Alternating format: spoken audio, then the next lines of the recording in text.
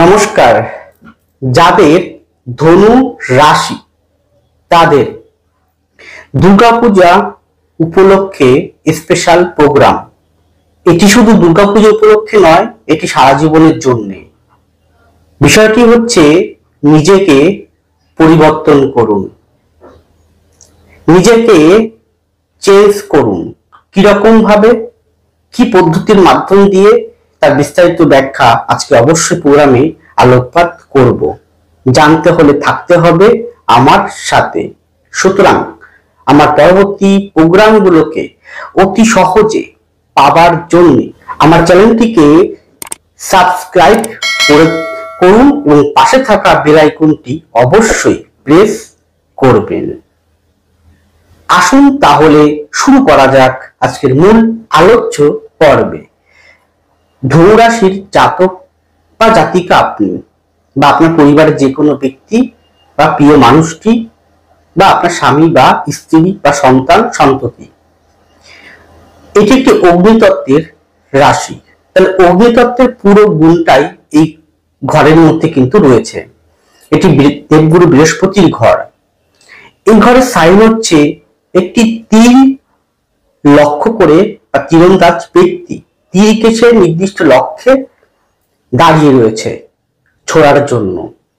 অর্থাৎ নিজেকে কিভাবে পরিবর্তন করতে হবে। দেখুন, এই ধরিত্রীর বুকে কেউ আপনাকে পরিবর্তন করতে পারবে না। আপনাকে নিজেকেই পরিবর্তন করতে হবে সঠিক পদক্ষেপ মাধ্যম দিয়ে। তাহলে আপনার মধ্যে সমস্ত গুণ কিন্তু সহজাত রূপে ঈশ্বর আপনাকে প্রদান করেছেন। আপনি হয়তো সেটাকে অ্যাপ্লাই করেন বা কেউ হয়তো অ্যাপ্লাই করেন না, কিন্তু সহজাত রূপে আপনার ভিতরে কিন্তু গুণগত রূপে কিন্তু রয়েছে। তো আপনাদের হতে পারে রাশিটির অধিপতি বৃহস্পতি কোনো কারণে রাহুযুক্ত অবস্থায়, নেগেটিভ ভাবে বলবত্তা যুক্ত অবস্থায় রয়েছে। তাহলে আপনি দিশাহীন ভাবে কিন্তু ঘুরবেন, সঠিক দিশা কিন্তু খুঁজে পাবেন না। তাহলে আপনার পরিবর্তন বলতে এটা বোঝানো হচ্ছে যে আপনি যদি কর্ম না করেন তাহলে কিন্তু ফল কোনোদিনই পাবেন না। দেখুন, এই ধৈর্যের বুকে যে সমস্ত সফল ব্যক্তি আছেন, যেমন যে কোনো ব্যক্তিত্ব, আমি যদি সচিন তেন্ডুলকর ধরি, শাহরুখ খান ধরি, অমিতাভ বচ্চন ধরি, লতা মঙ্গেশকর ধরি, কিশোর কুমার ধরি, সমস্ত ব্যক্তিরাই যারা সফল, যারা তারা কিন্তু নিজের যোগ্যতায় কারো সহায়তা ছাড়া তারা কিন্তু সফল হয়েছেন, মানে নিজেকে সে পরিবর্তন করেছেন।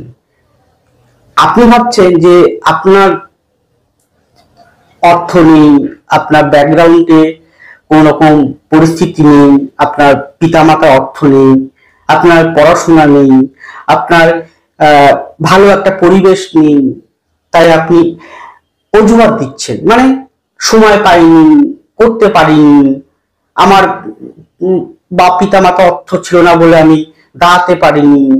এইগুলো সব তো অজুহাত। আর এই অজুহাত সৃষ্টি করে কে?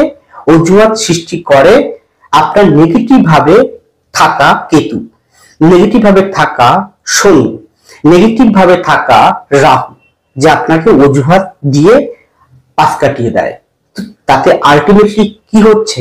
আলটিমেটলি আপনি ক্ষতিগ্রস্ত হচ্ছেন, সফলতার পথে যেতে পারছেন না। দেখুন, বিগত যদি আপনার 20 সালের আগের ধরেন, 19 সালের বা 18 সালের থেকেই, তারপর থেকে প্রায় আপনারা 7.5 বছরের উপরে আপনারা কিন্তু অনেকটাই কষ্ট পেয়েছেন।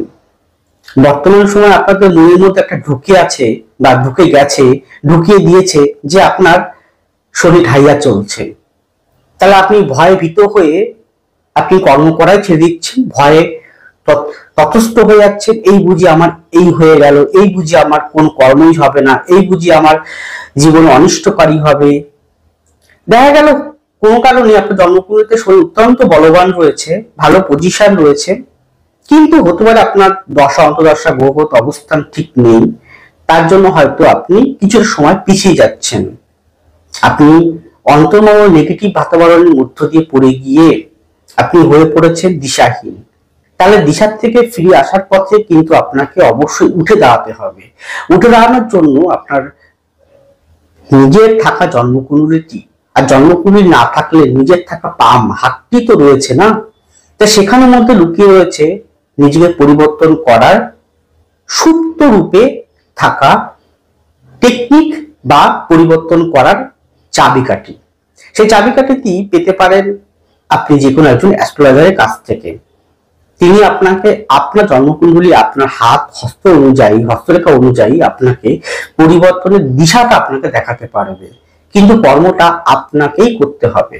তাহলে কর্ম করার পথে সঠিক পদক্ষেপ যদি না নিতে পারেন, তাহলে বর্তমানে যে পজিশন গ্রহগত অবস্থান রয়েছে কিছুটা একটু এদিক ওদিক করছে, কিন্তু বিশ্বাস করুন নভেম্বরের পর থেকে এবং 26 সালের প্রথম দিক থেকে কিন্তু আপনারা অনেকটাই ভালো ফল আস্তে আস্তে লাভ করার দিকে এগিয়ে যাবেন।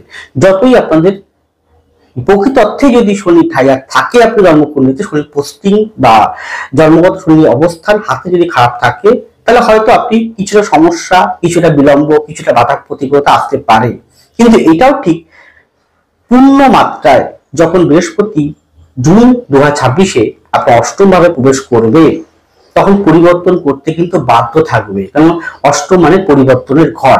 সেখান থেকে ও তার নবম দৃষ্টি আপনার চতুর্থে পড়বে, শরীর উপরে পড়বে, নিজের ঘরে পড়বে। তাহলে কিন্তু আপনি কিন্তু সেই সময় থেকে একটা গোল্ডেন টাইম কিন্তু পাবেন।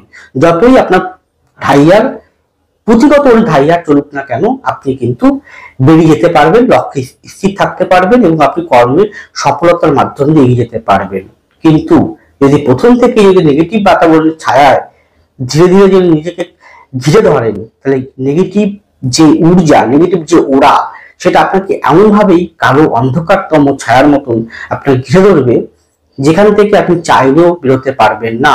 তাই নিজেকে পরিবর্তন করার অর্থই হচ্ছে আপনাকে সঠিক সিদ্ধান্ত, সঠিক স্থির আর লক্ষ্যে স্থির থেকে এগিয়ে চলা, কর্ম করা এবং কর্মের পথে আপনাকে একজন পথপ্রদর্শকের সহায়তা নিয়ে সঠিক লক্ষ্যে পৌঁছানো। সেটা যদি করতে পারেন, তা সফলতা আপনি 100 থেকে 200% গ্যারান্টি আপনি কিন্তু পাবেন। আরো আছে কি বলবো, স্পেশাল দুর্গাপুজো উপলক্ষে কি বার্তা চাইছি সেটাও কিন্তু একটু বাদেই বলে দিচ্ছি। এবারে যেটা খুব গুরুত্বপূর্ণ যে পয়েন্টটা, সেটা হচ্ছে কর্মজীবন, যা প্রত্যেকেই কিন্তু চায়। দেখুন, বর্তমান সময়ে কর্ম নিয়ে প্রত্যেকটা মানুষ খুব দিশাহীন, কষ্টদায়ক পরিস্থিতির মধ্যে রয়েছেন। কর্মে মানুষ যে হারে কষ্ট পাচ্ছেন, যে হারে সমস্যার মধ্যে রয়েছেন, সেই জায়গায় দাঁড়িয়ে বলতে পারি বর্তমান গোচর সাপেক্ষে এবং সেই গোচরের পরিপ্রেক্ষিতে বলা যায়, যারা ব্যবসা করছেন, বিশেষ করে যারা শৌখিনতা ব্যবসা, বিশেষ করে আর্ট ওরিয়েন্টেড ব্যবসা, যেমন ছবি আঁকা, গান বাজনা, অভিনয়, থিয়েটার, বস্ত্র, পূজা পাঠ, beautician, beauty parlour, beauty product, শিল্পকলা, গ্রাফিক্স, অ্যানিমেশন, বুটিক, খাদ্য খাবার, হোটেল রেস্টুরেন্ট, কিন্তু ট্যুর অ্যান্ড ট্রাভেলস এর ক্ষেত্রে কিছুটা প্রবলেম ফেস করতে হবে ঠিক, কিন্তু খাদ্য খাবার, হোটেল রেস্টুরেন্টের উপরে কিন্তু ভালো আছে, অনেকটা শুভফল দেবে। যারা পৌরোহিত্য করছেন, পূজা পাঠ করছেন, তাদের ক্ষেত্রে বেশ ভালো গ্রোথ কিন্তু আছে।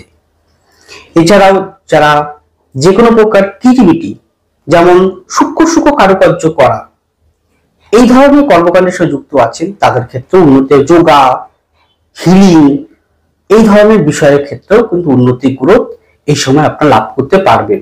এছাড়া যারা কোনো প্রকার শিক্ষা প্রদান করছেন, যে কোনো বিষয় হতে পারে, সেটা কোনো স্কুল শিক্ষা, স্কুল শিক্ষা প্রতিষ্ঠান বা যে কোনো প্রকার আপনি যেটা শিখেছেন, প্র্যাকটিস করছেন, সেই বিষয়ক শিক্ষা, কেউ গান বাজনা শেখাচ্ছেন, কেউ নৃত্য শেখাচ্ছেন, কেউ ফ্যাশন শেখাচ্ছেন, কেউ ছবি আঁকা শেখাচ্ছেন, কেউ পৌরোহিত্য প্রদান শিক্ষা প্রদান করছেন, কেউ জ্যোতিষতন্ত্র, ট্যারোট, বাস্তু এর উপর শিক্ষা প্রদান করছেন, সেক্ষেত্রে তারা কিন্তু অনেকটাই ভালো ফল পাবে।